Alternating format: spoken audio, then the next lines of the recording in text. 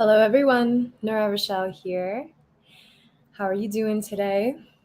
This is our weekly Astro Healing or Astro recapitulation, however you would like to call it, where we talk about some of the transits over the past week, maybe 2 weeks, because last week I wasn't here and I wasn't really sure how to get the word out to you that I wasn't going to be here.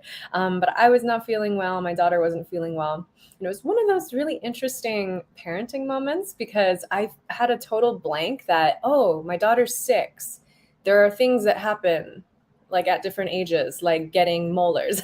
And the 6-year-old molar one was like, whew, like I totally forgot about that one. So I was kind of relieved when I discovered that's what it was. But then I was really curious. I was like, why am I getting sick? Because at first I was like, are we both getting sick? Like, what's the situation? And it kind of prompted this whole reflection in me. And of course, Mercury retrograde. So lots of deep reflections. This Mercury retrograde has been spanning between my second house and then has recently moved into my first house, kind of where I have Taurus and Gemini. And so a lot of stories around the body and health have been coming up. And I remember hearing a theory around it's more of a spiritual theory around illness, different than germ theory, right? I don't even know if I could say that on YouTube, but that when our bodies need to shed something or when our bodies are working through something, even if we're just sharing space with somebody else, we'll kind of go through the same thing that they're going through if some part of us needs to shed it. So I was like, well, I'm not 6. I'm not growing any molars. Why am I feeling literally the same thing in my body that she's feeling? I was even feeling jaw pain and really wondering about that. And it was actually a beautiful reflection, thinking maybe this is just part of my inner child. Like maybe when I was 6, there was some sort of energy or some sort of remnant or residual energy around maybe something I wasn't fully able to process or feel when I was 6 years old, that her going through that experience almost triggered that in my aura as well, for me to have the opportunity to move through that.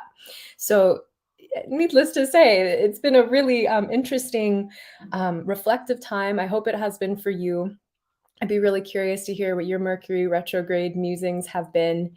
And of course, you definitely want to know where you have Taurus, the final 4 degrees of Taurus, 26 through 29 degrees of Taurus, and then up to 4 degrees Gemini.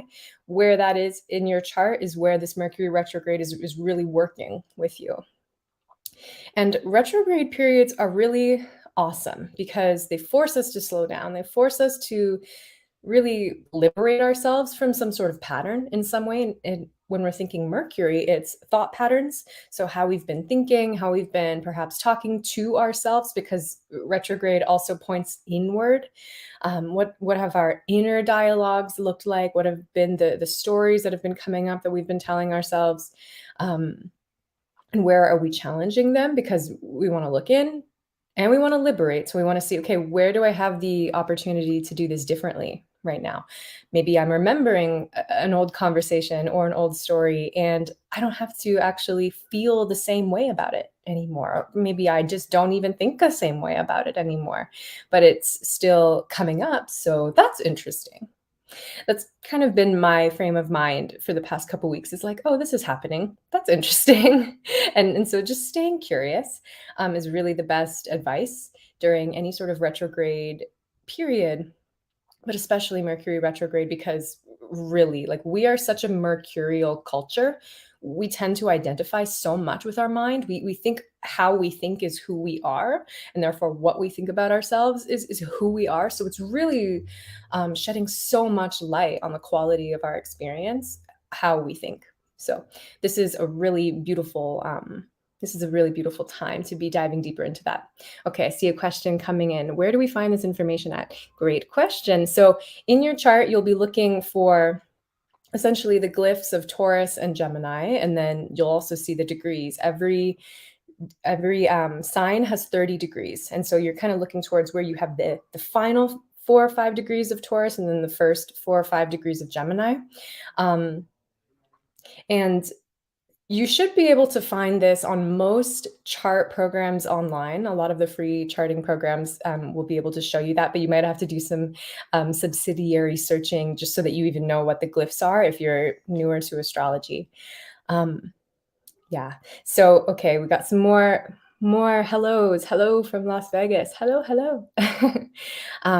David is sharing that Mercury retrogrades can often be rehashings of old belief systems, ideologies, even past life beliefs of what I should do, how I should think, reality, etc. Absolutely. Absolutely. So, wherever you are in your astral awareness, I invite you to really come in this moment just to some beginner's mind around what you think is moving through your life right now. That's really what my intention is in holding this space, is to give an opportunity to just share a bit about what's going on, and then also offer some questions, some journaling prompts to help you maybe go deeper. So maybe some things will come up while we're here in this, in this brief moment in time and space, but I really encourage you to go deeper on your own in your own time. And if something really stands out, you have a feeling about something, then that would be a really great hint of like, okay, go deeper in that space, go deeper into that direction, because that one will be for you.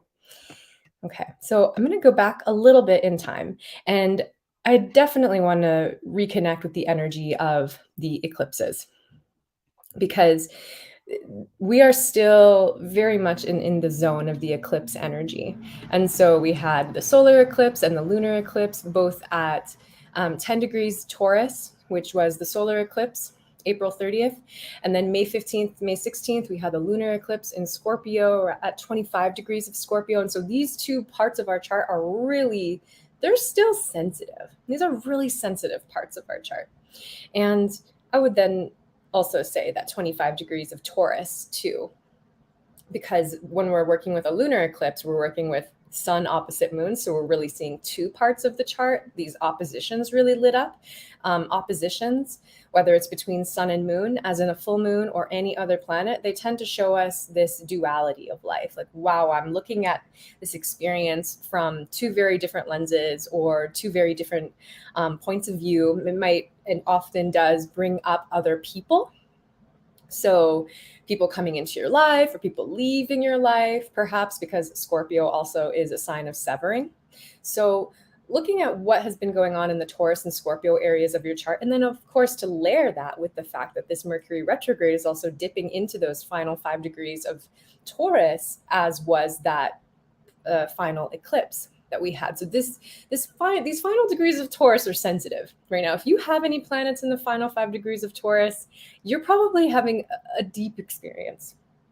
I know for me, I have my Jupiter there, and it's been hard, like kind of like questioning literally every single thing about my life and who I am and what I'm doing and purpose and meaning and everything, which is very Jupiter, which is very Mercury, which is very eclipse, like my whole identity. And kind of oscillating between like the Scorpio, like, do I just want to go hide? Like, do I even want to do anything that I'm doing at all anymore? Or do I just want to like go be a farmer because I just want to be quiet and be with plants? And I see these are questions that come up in my mind every single day. And then I have to remind myself, like, oh, okay, there's so many different parts of myself, and different parts of myself are going to want different things at different times. So I think what we're doing when we're talking about these different transits, all these different archetypes, all these different parts of our chart, is we're talking about different parts of ourselves, and different parts of ourselves are going to be lit up at different times. Oh yeah, I say farmer as in like I'm just a helper, like I go and spend time there, not the one owning the farm. Just to clarify that, like something that has minimal responsibility, minimal pressure. I think every person who's in any sort of leadership position where a lot of people are counting on them probably have these like alternate desires, like, okay, can I just like give this back now for a little while, right? But it's great to think about transits as lighting up a part of yourself. So what has been lit up for you? And you can kind of reverse engineer this too. Like, so say you're completely new to astrology and you have no idea what's going on with all of these different parts of your chart. Just do some journaling around what has been lit up for you, especially since this recent eclipse period. And if to give some sort of themes around the Taurus Scorpio, we can definitely talk about money. We could talk about how money is coming into your life. B&B at a farmhouse. I like that. That sounds great. That might be what I'm talking about. Thank you for that. So Taurus, Scorpio, money, resources, values, our priorities, what's really important to us. They're both yin signs. So there's a lot of this internal and also very physical, more tangible, because we've been working with a lot of Taurus. We have a Taurus stellium right now. So lots and lots and lots of this focus on what we can touch, what we can sense, what we can prove is real. There could be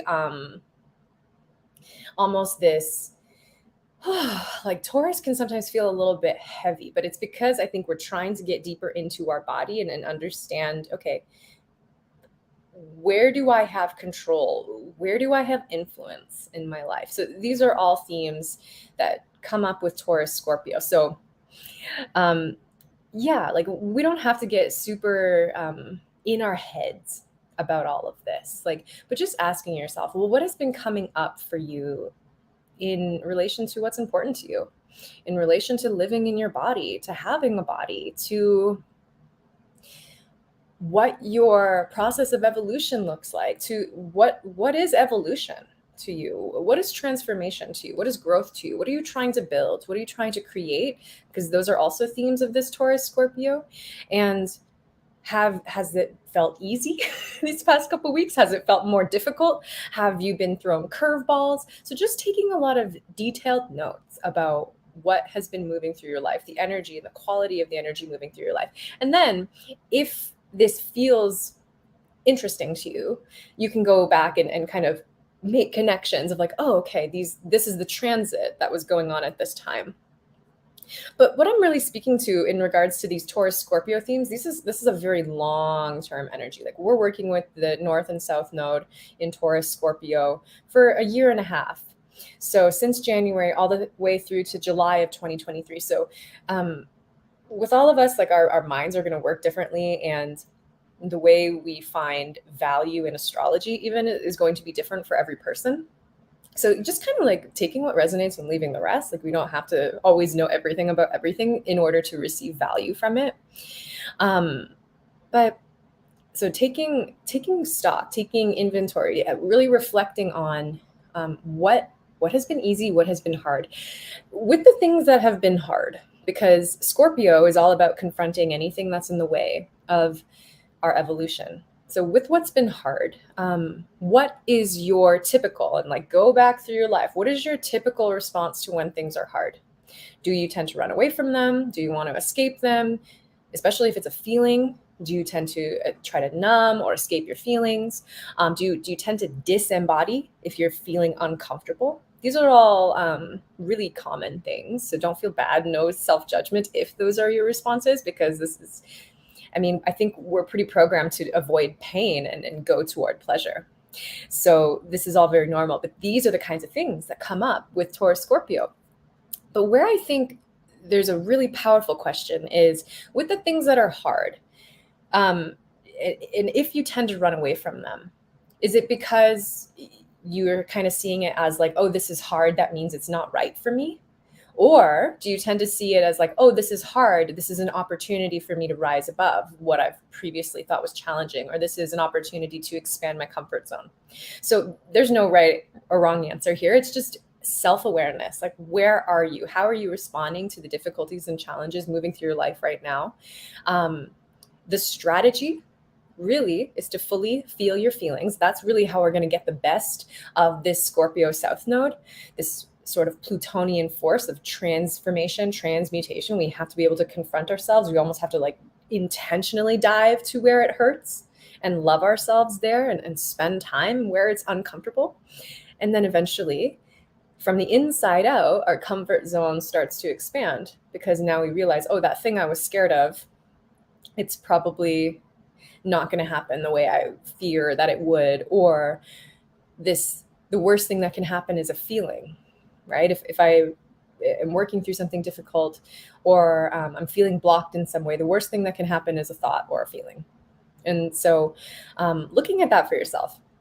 Okay, so that's kind of the preface to really everything that's going on right now. And there's so much going on.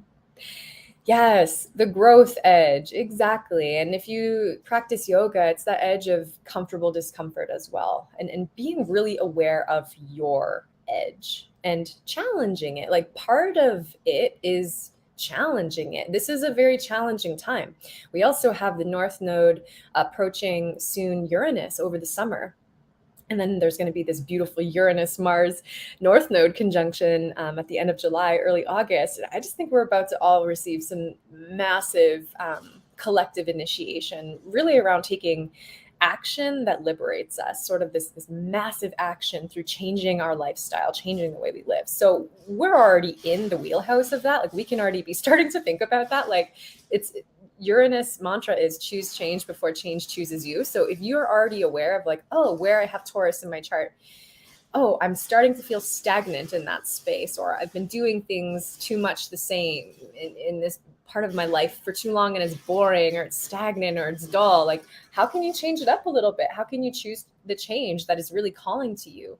Maybe by following your interests rather than following your fears, following what feels good rather than just trying to run away from pain. Like there's a whole mindset shift potential available here and now. So as we've been working with the eclipse energy, we're working with this Mercury retrograde energy. Gonna do a little check-in to see was there something else important. Well, since we've entered Gemini, the mercurial energy has, I think, really stepped up. We've stepped up in our awareness of what's going on the story level of things. We had May 21st. So what day of the week was that? Last Saturday, we had a Mercury Sun conjunction, otherwise known as a Kazemi. And that was also at 0 degrees of Gemini. And so 0 degrees are always really pure essences of any sign. And it's also very much opening up to, okay, what's new? Like, what's the potential? We're kind of at the beginning of any sign when we're talking about the 0 degree point. And so whenever there's a Kazemi, it's kind of like a reset. It's like similar to an eclipse where the light goes off for a minute and then it comes back on and it's different. Something happened. I don't know if you ever played that game when you were a kid, where like the teacher would turn the lights off and you'd like all have to like run and hide, and then you'd like be doing something funny when the teacher would turn the lights back on again. I don't know. We got into some trouble playing those games as kids, but I used to love that. I thought it was hilarious. It would be like, where can you hide while the lights are off? And then like somebody would have to come find you or something. That's kind of how I view the Mercury Kazemi a little bit. It's like, okay, that was a surprise. What came out on the other side of that whole mental reset? And we're still very much in this sort of instinctual emergence phase with, Mercury in the relationship between Mercury and the Sun. So we're going to have the Mercury Sun come back together again after Mercury stations direct. That's a little bit of time away. But right now, while we're in this retrograde space and we're in this reset moment, like really, how can you challenge your assumptions? How can you challenge your rigidity? If you work with the tarot, thinking of the energy behind the King and Queen of Swords. Queen of Swords, very much honoring boundaries, really standing in your truth, standing in your authenticity, not flinching, like kind of really committed to what your beliefs and words are and feeling confident. That's one way that I think we're all kind of learning and growing at this time. But then King of Swords, I often feel when I pull a King of Swords, I'm thinking, okay, how am I getting to challenge anywhere that I've been rigid in my thinking? That really tends to come up for me with King of Swords. So that's really how I'm feeling into this Mercury situation. Where can we release rigidity? Where can we challenge our assumptions so that we can get out of our comfort zone? Like probably the majority of the things coming up in your mind right now are things that you get to confront, are things that you get to question. Okay. So now moving into the week ahead. We have, well, right now the moon is in Taurus. So of course we've been talking a lot about Taurus, and something that I've been reminding myself a lot is to let my body do the talking. So that might be a really good question to sit with, whether you'd like to journal with it or just sit with your body and ask questions. Maybe going into all the different parts of the body and just getting reacquainted. Like I think we can really take our bodies for granted. because they're just always there, right?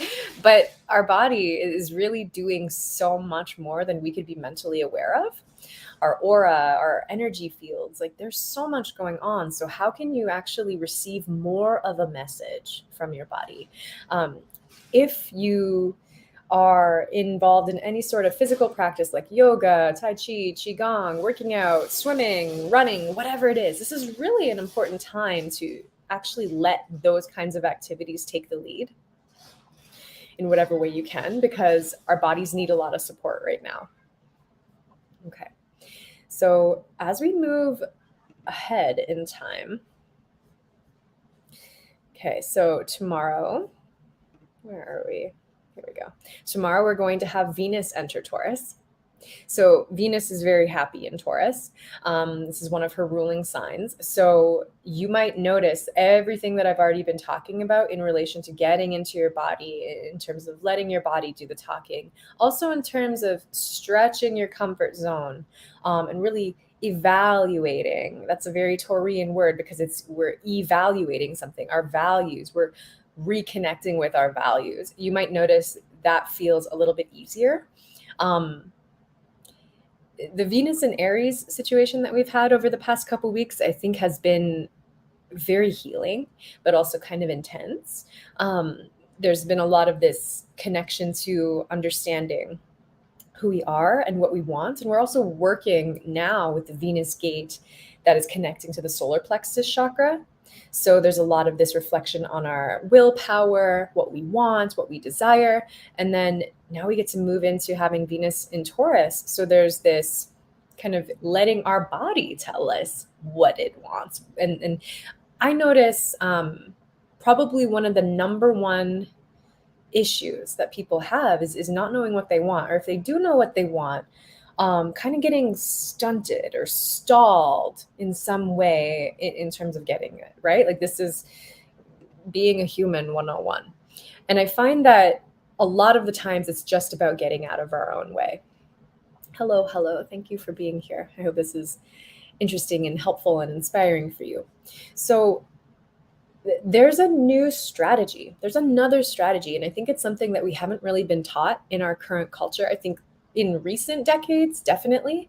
For example, like when I was growing up, there was nobody doing yoga in my classroom, for sure. And even when I started doing yoga, I was totally the weirdo. But now everybody does yoga. And my daughter talks about doing sun breath. I'm like, yay. Okay. So it's already, culture is shifting. People are becoming more aware of that incredibly important link between mental health and physical health, right? Like, we can't divorce them. They are one and the same. But there's, I think, so much more. We can go so much deeper with this, with our physical body awareness, and then being able to sense into how that helps us know what we want. Because when we're more comfortable and safe and feeling like we love our bodies and love the skin we're in, when we're comfortable, when we're safe, we become more confident, and then we're more willing to try new things, or we're more willing to be adventurous. We're more willing to fully live. So that's what I'm thinking is on the table here. Like, when we get into our bodies, like, it sounds so cliche, like, get into your body, but it's like, do you know what's on the other side of getting into your body? That's where your power is. Your body is who takes you through this life. And our mind, our ego is really, I think, the servant to the heart, right? But it's through these physical actions that we take with our body. So we really want to be asking ourselves, okay, how can I live in a way that's more integrated with my actual full potential? I think we need to be so connected in and aware of our physical body power in order to be living our full potential. Amazing. I love this. I've made some huge life changes 3 weeks ago. Sounds very connected to the eclipse portal. I'm comfortable being uncomfortable. Yes. And I'm ready for alignment and balance. Yes. I think if we're willing to get to that edge, comfortable discomfort, we're really showing ourselves just what we can do. So if we look at the coming transits, I'm trying to find my list here because I did a whole bunch of writing on this earlier, but I guess I don't get to find that right now. I get to just riff a little bit more improv. Oh, yeah, here we go. So we've had all of this talk of the eclipse seasons, what's coming up next week, May 30th. So in just 3 days, on Monday, we have the next new moon. That's going to be at 9 degrees Gemini. So again, very mercurial focus. Like, what is the quality of your thoughts? What is the quality of the conversation you're having with yourself? And then we're going to have June 3rd. That's going to be next Friday. A week from now, we're going to have Mercury stationed direct at 26 degrees of Taurus. So again, very centered on our thoughts, our bodies. How can we make all of this work for us? I'm very much a fan of using astrology not as a sort of directive force, like, oh, this is what I have to do to like align with these energies. I think it's just natural for us to align with the energies. We just observe them, we just live them, right? But we can just witness, just watch what comes up for you. And just having the awareness of, okay, we're working with Gemini, we're working with a lot of mercurial energy. There's going to be a lot of action in the thought realm, but you don't have to put any shoulds on that. Just letting whatever is coming up in your experience come up. And then if it's serving you, if it feels good, if it feels enlivening, if it's bringing confidence, if it's bringing joy, then great. Like, you don't really have to question that, right? But if you're not feeling that way, if it's hurting, if it's feeling difficult, if you're feeling creative block, that happens a lot sometimes for people during Mercury retrograde portals. How can you maybe just look at it in a different way? So that's really the opportunity here. Gemini is the master of the art of relating, and that comes through understanding and appreciating duality is really just another face for unity, right? The relativity of truth is Gemini's wisdom and exploration. So anywhere that you are listening to a story, listening to voices, listening to something that's not serving you, where do you get to kind of talk back to that part of yourself? Lovingly, compassionately, maybe redirect the story. Okay, that's what I have for you for this week. I hope this is helpful. Definitely feel free to go back and re-listen to things. And I definitely sprinkled some journal questions throughout. And I'm very curious to hear from you. What is serving you? What would you like to know more about? You can always reach out to me on my website. I have a contact form at nurarochelle.com if you have specific questions that you'd like me to address for the coming live streams. I'm also thinking about doing this for certain parts of the summer as a pre-recorded thing, in which case I would really love to have your questions, because then I can address them beforehand, and mostly just to avoid having to miss anything just because of weird things that happen in the summer, like sicknesses or traveling or whatever. I know summer is kind of like a wild card time for a lot of people. So that might be what's happening. But even if I do pre-record them, I'll still be putting them out every Friday and with a similar framework, similar structure. And I'd love to hear from you how else I can serve. Okay, if you need anything, readings, courses, everything you can find at my website, nurarochelle.com. If you are connecting through the Spirit and Spark platform, definitely feel free to reach out through there. I'm also available for readings through the Spirit and Spark platform. And otherwise, I hope you have a beautiful weekend, and I hope you enjoy this first week of Gemini season. Okay, bye for now.